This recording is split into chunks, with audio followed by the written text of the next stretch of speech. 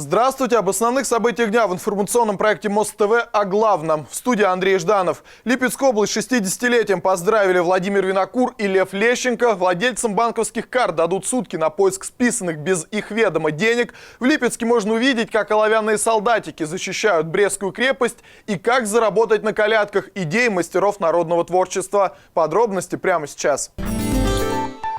Сегодня с днем рождения поздравляют не отдельного человека и даже не город. Сегодня официальные поздравления принимает вся Липецкая область. 6 января 2013 года ей исполнилось 60 лет.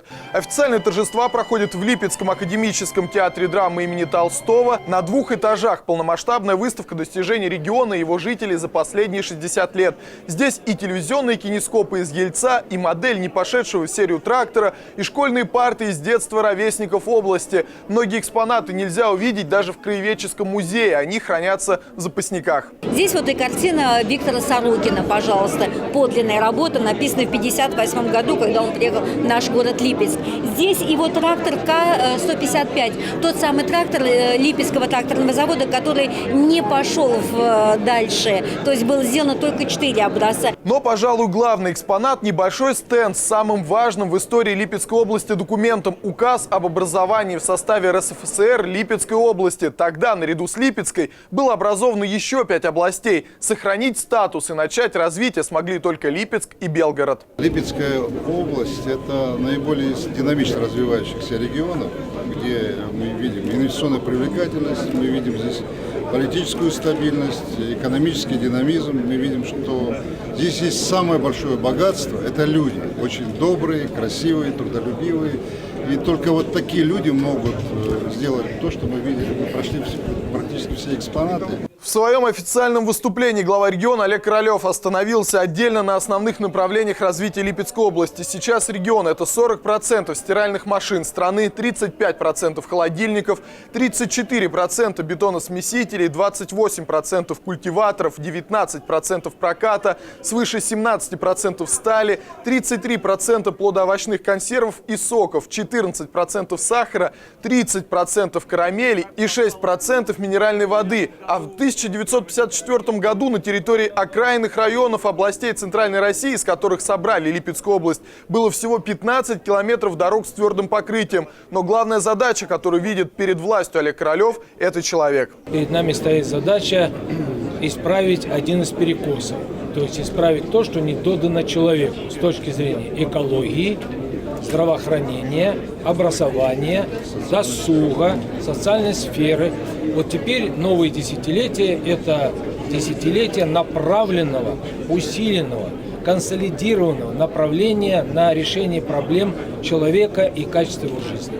Свои поздравления Липецкой области адресовали местные творческие коллективы, среди которых и ансамбль «Казаки России», и мэтры отечественной эстрады Владимир Винокур и Лев Лещенко.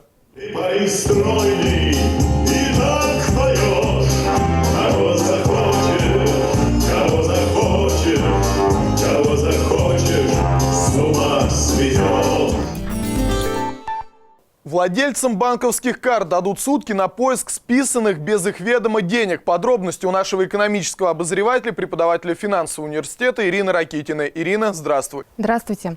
У клиентов большинства банков будет всего 1 день, чтобы вернуть неверно списанные с карточки деньги. Это допускает закон о национальной платежной системе. Такой подход был принят с ведома Ассоциации российских банков.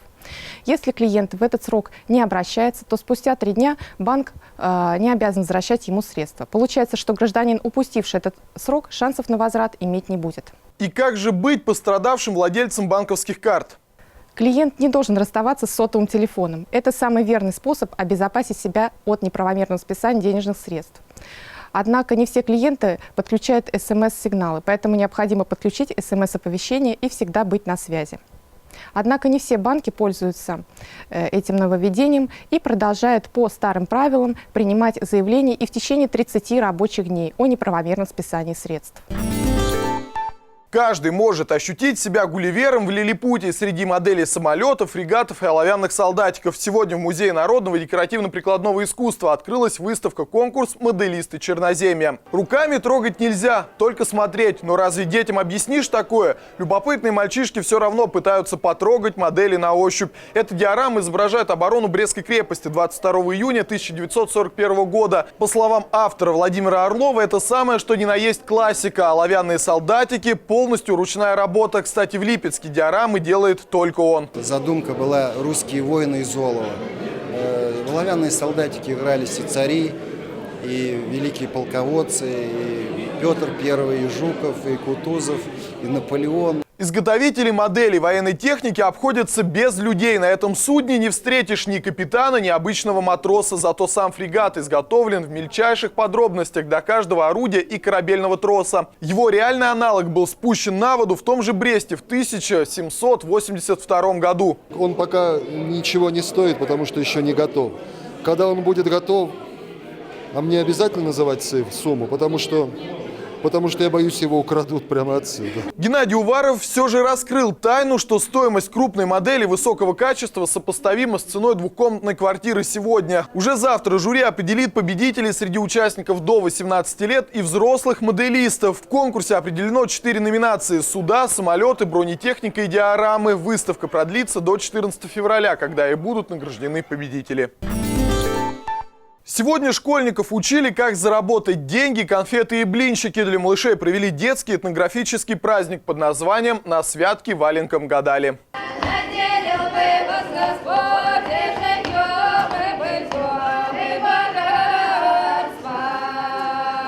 Сделать все для того, чтобы тебя не узнали, разукрасить лицо и надеть маску. Еще лучше постараться изменить голос. На Руси это считалось главным правилом для каледующих. Люди верили, что в поющих на святке переселяются души предков, поэтому и хозяева в домах не могли отказать им в угощениях. Ну как же не дать-то, как хорошо поют-то? Вот вам копеечка, да вот вам бублики с конфетами.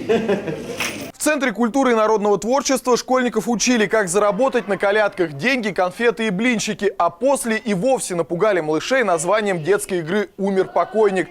Зато принять в ней участие захотел каждый малыш, сидящий в зале. На деле это оказалась веселая и заводная игра, где побеждает самый быстрый. Умер покойник, среду во вторник, пришли хоронить, а покойник бежит.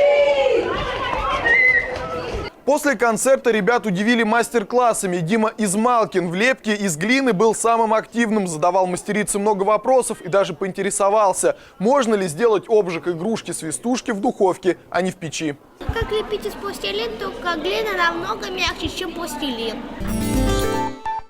И в завершении выпуска о погоде. В выходные в городе будет пасмурно, будет идти снег. В субботу ночью температура минус 11-13 градусов. Днем значительно похолодает. Столбик термометра покажет 14-17 градусов со знаком минус. В воскресенье ночью прогнозируется от 18 до 20 градусов мороза. Днем немного потеплеет. Столбик термометра поднимется до отметки 15-18 градусов. И пока это все, о чем мы успели вам рассказать. Впереди выходные, проведите их с пользой и будьте в курсе самой интересной и полезной информации вместе с порталом Мост ТВ. До встречи!